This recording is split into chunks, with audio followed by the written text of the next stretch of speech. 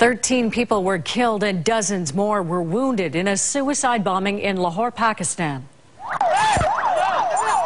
The attack happened near a religious procession of Shiite Muslims.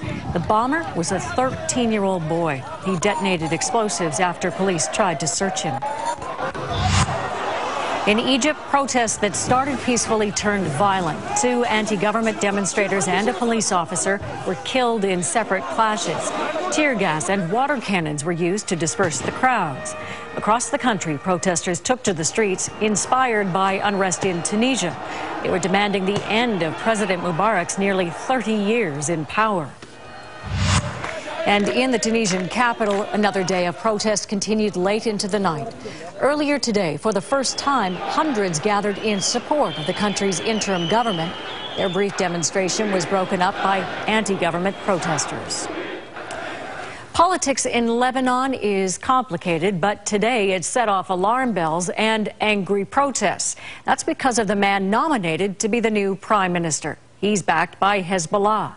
Nala Ayad has the story. It was pre-planned as a so-called day of rage and a show of support for Prime Minister Saad Hariri. And in Sunni Muslim strongholds across Lebanon, that rage was on full display. But no amount of protest is going to bring Hariri back as Prime Minister. Today he was replaced by another wealthy Sunni Muslim, one who's backed by Hezbollah. Najib Mikati immediately sought to soothe that rage, saying he's the man to bridge Lebanon's divide.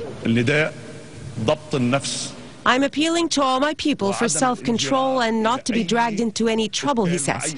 I extend my hand to everyone.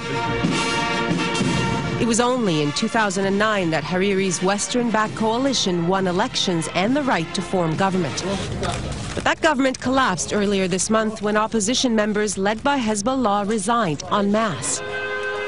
The catalyst? A UN tribunal investigating the 2005 assassination of Hariri's father, former Prime Minister Rafiq Hariri. The tribunal is close to indicting members of Hezbollah. The group has pushed to stop it. And now Hezbollah has managed to install a prime minister to its liking for the first time since 2005. That has angered Hariri's supporters, who call it a coup. And for Lebanon, it could change everything. A Hezbollah-controlled government would clearly have an impact on our bilateral relationship with Lebanon. A Hezbollah-controlled government means it will be friendlier to Syria and Iran. But foreign aid might be at stake, and tensions with Israel may escalate. Don't forget, Israel and Hezbollah fought an inconclusive war in 2006. The new prime minister must first put together a government, and given the deep divisions, that could take months. What happens on the streets in the meantime is anyone's guess. But you can be sure that rage won't be far from the surface. Guyana. Thanks, Nala. And we want to remind you that CBC News has looked extensively at the murder of Lebanon's Rafiq Hariri, and Neil MacDonald's in-depth reporting has shed new light on that UN investigation. You can check it out on our website. The address is cbc.ca/thenational.